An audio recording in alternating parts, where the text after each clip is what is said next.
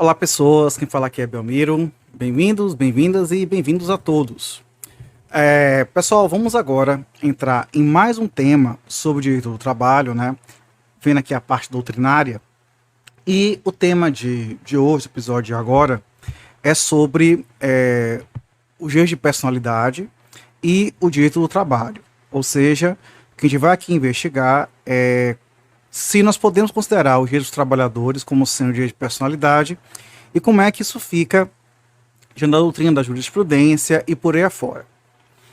Primeiramente, temos que saber que o conceito de personalidade está ligado também e seu direito a um conceito que envolve um conjunto de atributos e características da pessoa humana. Então, a gente viu inclusive uma parte disso no episódio passado, tá? Vamos retomar só.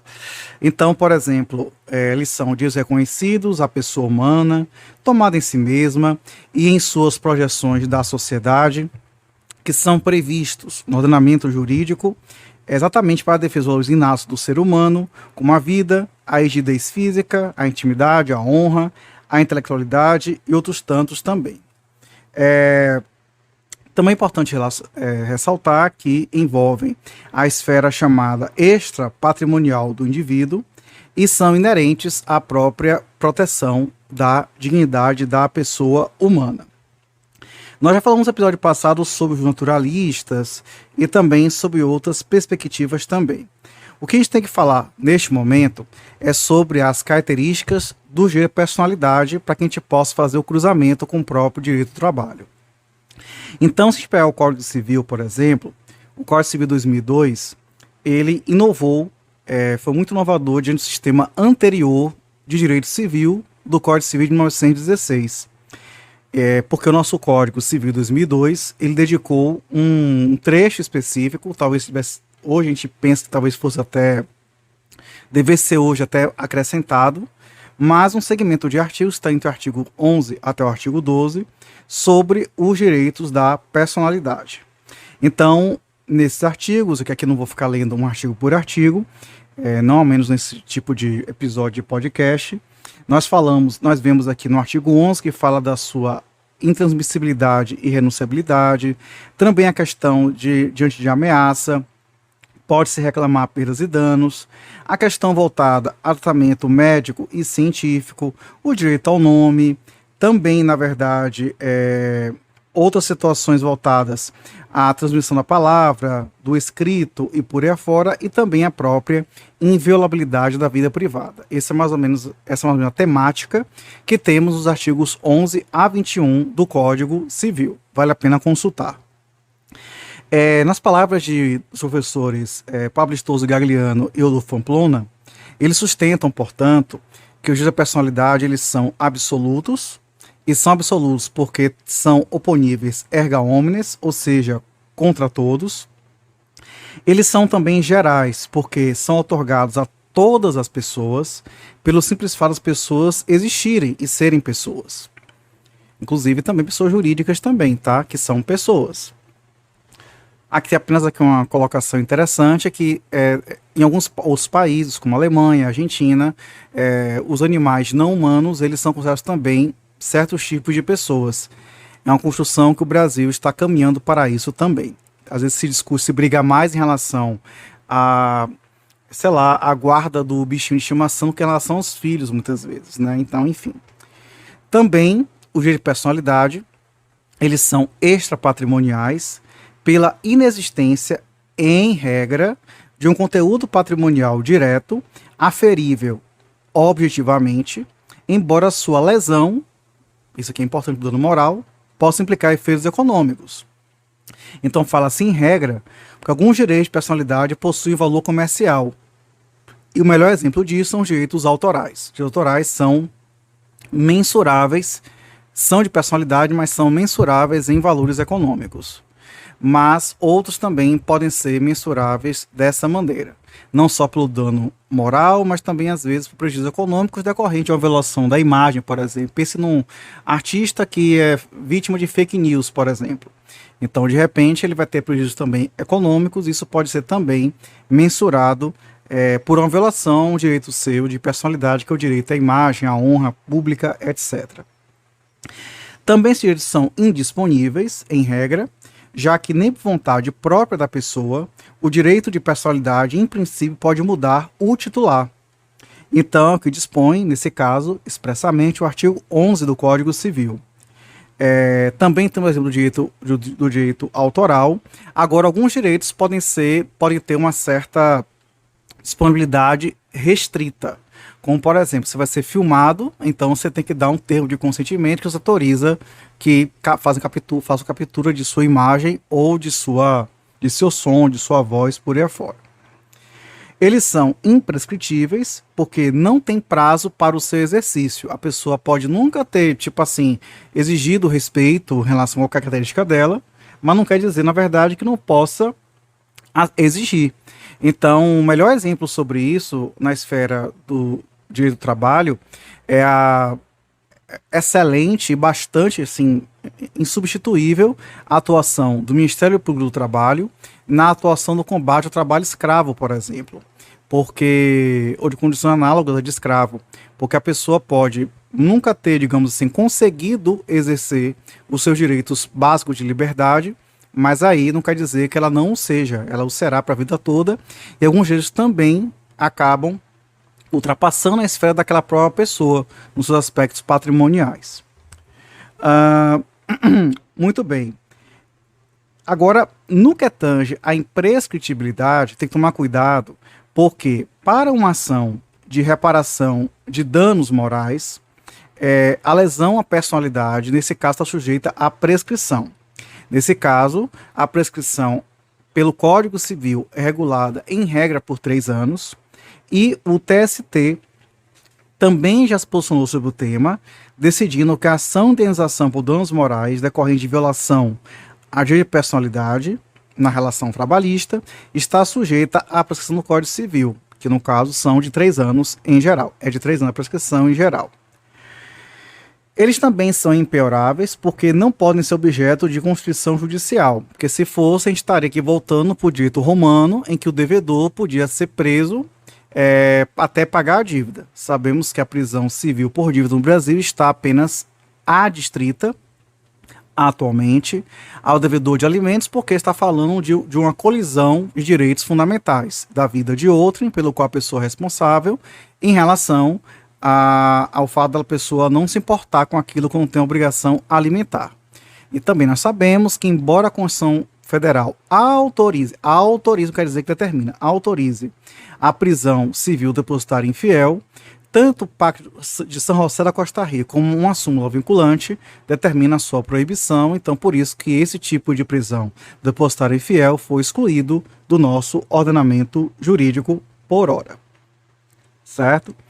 Vitalícios, porque acompanha a pessoa, como já falamos, desde o nascimento até a morte, e, em verdade, eles podem também se projetar para além da morte, que aí os parentes eles vão, na verdade, se valer disso, como por exemplo,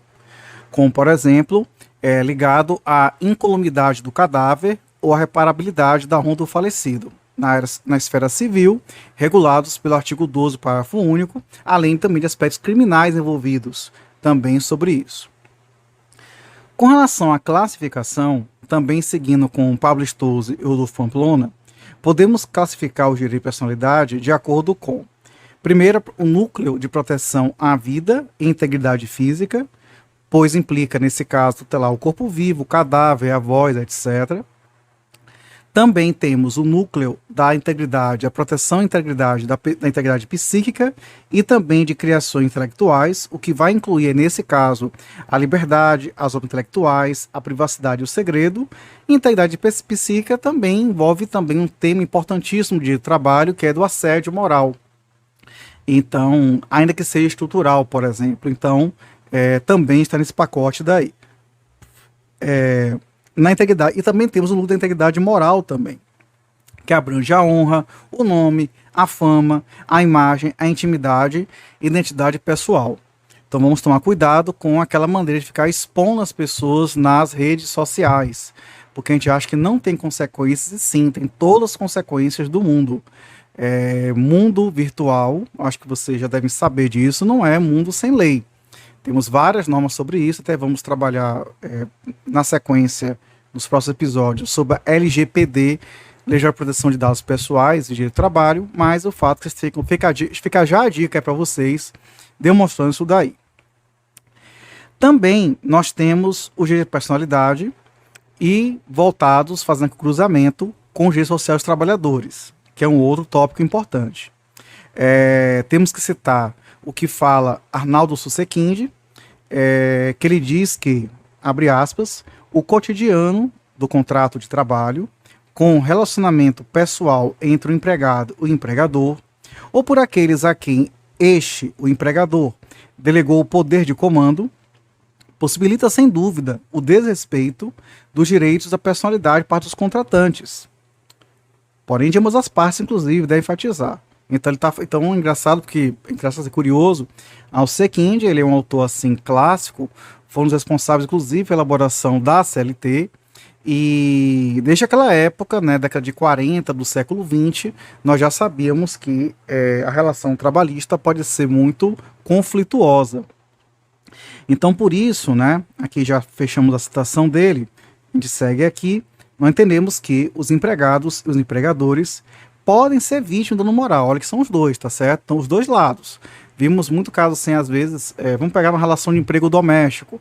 Às vezes a empregada, ela fazer uma denúncia do patrão, coisa do tipo.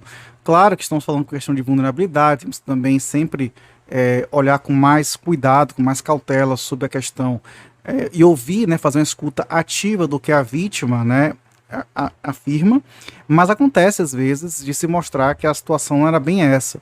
Então, cuidado com isso. Palavras dizem que são iguais a flechas, né?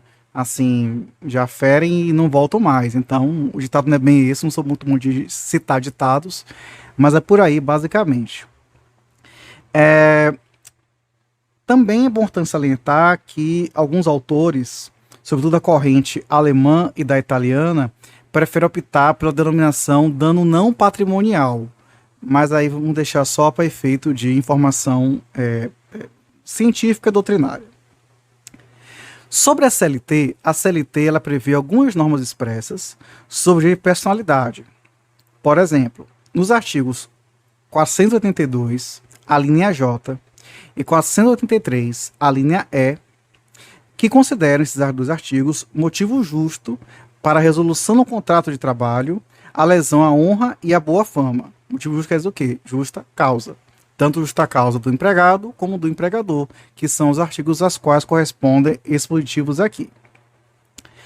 Também no artigo 373-A, inciso 6, este artigo foi introduzido no ano de 1999, ele também veda a revista íntima dos empregados, tá? O artigo fala das empregadas, mas hoje vamos entender que, de modo geral, qualquer revista íntima. Inclusive, eu, na minha trajetória de docência, que eu dou aula desde 2004, já examinei muitos trabalhos de TCC sobre revista íntima e como é que isso funciona na prática. A gente vai falar disso em outro momento. Outra coisa importante é que se percebe que o texto da CLT, é claro, é muito lacunoso, nem se compara com o Código Civil. O Código Civil, inclusive, ele é até um pouco restrito com relação de personalidade. Ainda bem que o núcleo não é taxativo, né? E, como diz Estevão Mallet, o legislador na época tinha uma visão muito reducionista do que seria direito de personalidade. Teve um professor aí da Federal da Bahia, do mestrado, então isso foi lá pelo ano 2005, ele chegou até a afirmar que os direitos de personalidade no Brasil seriam apenas os da Constituição Federal. Esse professor, eu tenho um respeito por ele, não vou citar o nome dele, mas ele teve um equívoco. Na verdade, o ano foi 2004, inclusive. Eu me lembro que foi o ano que a emenda 45 tinha acabado de ser promulgada, a emenda constitucional 45, em 2004, da reforma do Judiciário, e ele, na época, estava meio que tentando entender como é que funcionavam os tratados de direitos humanos e como é que isso poderia aumentar o rol do próprio artigo 5º e por aí afora. Mas hoje a gente entende que o direito de personalidade, isso é muito consolidado na doutrina, eles não são um rol taxativo, são um rol exemplificativo. Voltando aqui à crítica, então, o que acontece é o seguinte, o legislador da elaboração da CLT, ele pensou na relação de trabalho com uma relação puramente contratual, patrimonial praticamente. com obrigações das partes que se restringem à prestação do trabalho pelo empregado, de um lado, e ao pagamento de remuneração pelo empregador, do outro lado. Então, isso ficou muito limitado ao plano puramente patrimonial, o que se demonstra um tanto quanto injustificável hoje em dia, né? Hoje em dia, porque de personalidade são a proteção deles são até deveres anexos ao contrato, utilizando até um diálogo aqui jurídico entre as fontes também.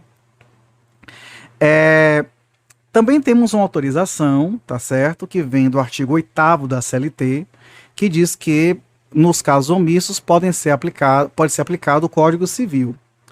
Mas a gente tem que também entender que a CLT também ela é fruto de sua época e a gente pode se lembrar, não pode esquecer que a Constituição Federal trouxe direitos que são fundamentais, mas também correspondem aos humanos e de personalidade também. E ela é a fonte primária do ordenamento jurídico brasileiro. Eu, sinceramente, gente, eu acho que, desculpa as opiniões assim arraigadas, mas eu acho que no momento em que essa questão nossa muito presente, né, da discussão da democracia brasileira for menos assim um pouco mais pacificada, talvez fosse interessante a gente pensar na elaboração de um código trabalhista brasileiro, como temos na França, por exemplo, né? Não a CLT que, embora seja algo codificado, mas ela não tem a lógica sistemática de um código. Então, na verdade, assim, as lacunas da CLT devem partir. Eu vou até mais, sabe? Eu não vou só dizer a vocês que é só da Constituição, não. Mas os direitos humanos, e outras, de jeito comparado, inclusive umas fontes da CLT também, enfim. Então a gente tem que entender que o trabalhador, é claro, antes de tudo, é uma pessoa humana, apesar dessas relações de trabalho atuais estarem cada vez menos, né, humanizadas, e por isso possui atributos essenciais decorrentes de sua dignidade. Então, a relação empregatícia, o empregador exerce poderes como corolário do direito de propriedade, tá? Então, o seu exercício é do direito de propriedade, porque é uma relação que envolve patrimônio, ficando o trabalhador no estado de subordinação, né? Sobretudo assim, em relação à propriedade, eu digo o seguinte: os donos do meio de produção é o empregador e o trabalhador fica no estado de subordinação jurídica. E é claro, não raro, dependência econômica, que muitas pessoas têm apenas um único emprego, daquele emprego tem que extrair a sua sobrevivência. E é exatamente a função desse conflito entre poderes do empregador e a subordinação do trabalhador que surgem as lesões ao direito de personalidade do trabalhador. Com relação à titularidade, nas relações jurídicas tuteladas pelo direito do trabalho, o trabalhador é o natural titular do direito de personalidade. Afinal, os destinatários dos direitos fundamentais sociais são os trabalhadores e não o empregador. Agora, não estou dizendo com isso, como já falei, inclusive, minutos atrás, que a pessoa jurídica não pode sofrer de ataques à personalidade. A empresa, não necessariamente pessoa jurídica também não pode sofrer, e o próprio patrão também não pode sofrer. Mas o foco tem que ser a pessoa mais vulnerável, que é o trabalhador. Então, o contrato de trabalho tem aspectos especiais em relação a outros tipos de contratos. A relação de desigualdade econômica e a subordinação jurídica que se encontra o trabalhador perante o empregador são dois deles, em função de que existem mais possibilidades de o trabalhador ser atingido moralmente por ato ou omissão do empregador. Entretanto, como já salientado, o empregador também pode ser titular de direito de personalidade.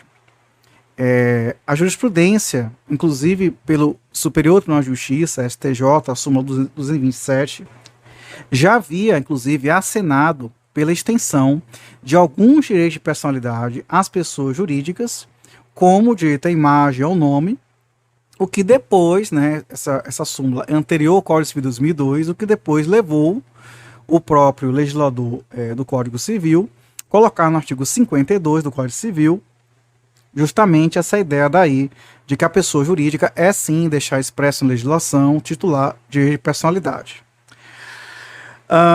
Além disso, embora na relação de emprego o trabalhador seja o titular de personalidade, também lembram, novamente, Pablo Stoso Gagliano e Rodolfo Pamplona, que a legitimidade na causa, a legitimidade processual para demandar a indenização por danos morais, que são danos, portanto, extrapatrimoniais, se transmite, inclusive, com a morte do trabalhador aos seus herdeiros, com a abertura da sucessão, conforme se verifica no artigo 943 do Código Civil.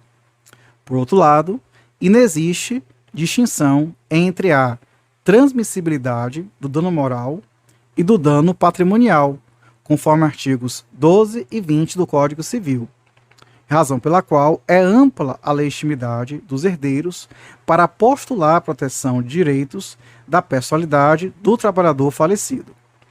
Também é importante salientar o que nos fala a súmula 392 do TST, que reconhece o seguinte: nos termos do artigo 114, inciso 6 da Constituição Federal Brasileira, da República, a Justiça do Trabalho é competente para processar e julgar ações de direito, ações por dano moral e material decorrentes da relação de trabalho, inclusive as oriundas do acidente de trabalho e doença equiparadas.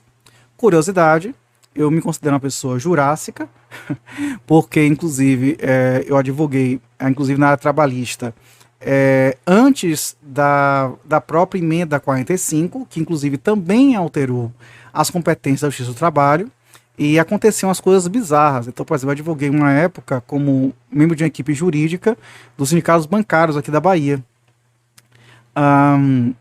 E dessa forma, o que aconteceu, tá?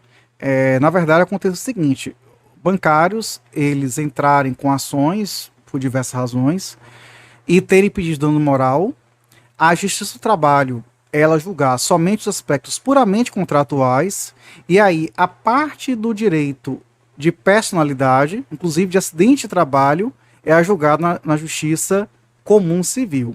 Isso antes da emenda 45, que foi quando? 2004. Depois ficou tudo no trabalhista, o que é mais lógico, até porque o juiz do trabalho, ele é um juiz mais sensível a esse olhar, a essa verificação. Inclusive sensível para também saber aquilo que também é exagero, a gente também não é verdade. Ele está no dia a dia de relações trabalhistas. Então é complicado você jogar isso para uma esfera puramente civilista, não é bem um caso. Bom, mas hoje não é mais assim, é tudo um trabalhista mesmo, tá? Na reforma trabalhista, que ocorreu pela Lei 13.467 de 2017, vemos, no entanto, que houve uma certa restrição à reparação aos direitos de personalidade no âmbito da relação empregatícia, restringindo a titularidade do direito à indenização dos danos de natureza extrapatrimonial à pessoa física ou jurídica que sofreu dano de natureza extrapatrimonial, conforme artigo 223, letra B. Então, com isso, acabou por impedir o diálogo das fontes no tocante à aplicabilidade dos direitos normalmente jurídicos sobre a matéria, conforme também o artigo 223 da Constituição, ou da CLT, reformada pela reforma trabalhista.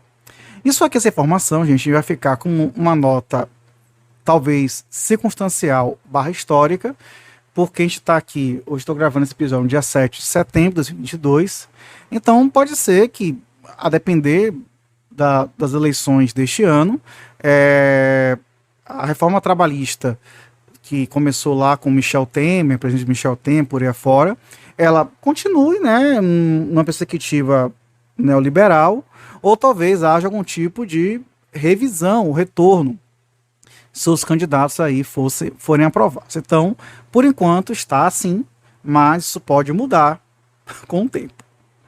A gente vai ver que tem alguns estudos aqui que eu vou chamar a atenção, e alguns, gente, a velocidade da mudança da legislação foi tão grande nesse ano, e foram tantas, que nem sempre tem livro suficiente para poder acompanhar tantas mudanças. Então, alguma coisa que eu falhar ou que eu errar, pode botar nos comentários para me chamar a atenção, mas provavelmente quando eu fizer aqueles estudos, né, aquela narrativa na letra seca da lei, a gente vai achar essas coisas por aí, eu devo comentar provavelmente. Com relação às lesões ao direito de personalidade nas lesões trabalhistas, temos várias que existem em diversas categorias. Temos, na prática forense, temos lesões que envolvem, primeiro, proteção da vida, como envolve a violação do direito à vida, integridade física, psíquica ou moral do trabalhador, que pode ocorrer nas exposição a risco à sua segurança pessoal ou agentes agressivos à sua saúde, o que inclusive é reforçado pelo artigo 7º, inciso 23 da Constituição Federal Brasileira. Inclusive, há não muito tempo atrás, nos últimos 3 anos, houve aí uma flexibilização de algumas normas do trabalho, no âmbito do Ministério, que não era do trabalho, né? Era do trabalho, deixou de ser, passou a ser da economia e agora voltou a ser do trabalho novamente. E aí não sei também se isso vai ser revisado ou não. Mas a exposição a agentes nocivos é algo realmente muito grave. Não sei se aqui mais adiante eu vou falar expressamente, mas vamos colocar também assédio sexual também nesse núcleo aqui, fora outro que possa ser mais específico. Direito ao nome também pode ocorrer, como na violação deste direito de personalidade, quando o empregador, por exemplo, ele utiliza indevidamente o nome do empregado para abrir uma empresa laranja, uma empresa de fachada, para fazer falcatrua trabalhista. E também, da mesma forma, não é lícito, é ilícito ao empregador, sem prévia autorização do empregado, usar o nome deste em propaganda comercial ou não. E é muito comum, às vezes, divulgar, tipo assim, sobretudo em épocas de diversidade, né? Junho, mês de diversidade das pessoas LGBTQIA+. Aí cata lá um trabalhador LGBTQIA+, para poder aparecer na empresa, na propaganda da empresa, como sendo algo, um empregado nessa linha, né? Que seja gay, lésbica, trans, não binário, enfim. E aí então bota lá para divulgar. Essa pessoa vai meio coagida. Ela não é obrigada a se expor. Ela vai se expor se ela quiser, a questão da autonomia. Então, também é um constrangimento também ao nome, também é um nome também quanto reputação, também muitas vezes. Não tem nenhum problema da pessoa ser LGBTQIA+, pelo amor de Deus. Inclusive, eu sou LGBTQIA+, também. Mas estou falando que a pessoa também tem o direito do que vai expor e do quanto vai expor. Não é verdade? Outro ponto, proteção e intimidade. Desde a Declaração Universal dos Direitos Humanos em 48, nós sabemos que já está previsto no artigo 12 que ninguém será sujeito à interferência na sua vida privada, na sua família, no seu lar ou na sua correspondência, nem ataque à sua honra e reputação. E todo homem, todo ser humano, né, tem direito à proteção da lei contra as interferências e ataques. E também é importante lembrar que a nossa Constituição Federal também protege a vida privada e a intimidade de forma inviolável, conforme o artigo 5º, inciso 10, que diz que são invioláveis a intimidade, a vida privada, a honra e a imagem das pessoas, assegurado o direito à indenização pelo dano material ou moral decorrente de sua violação.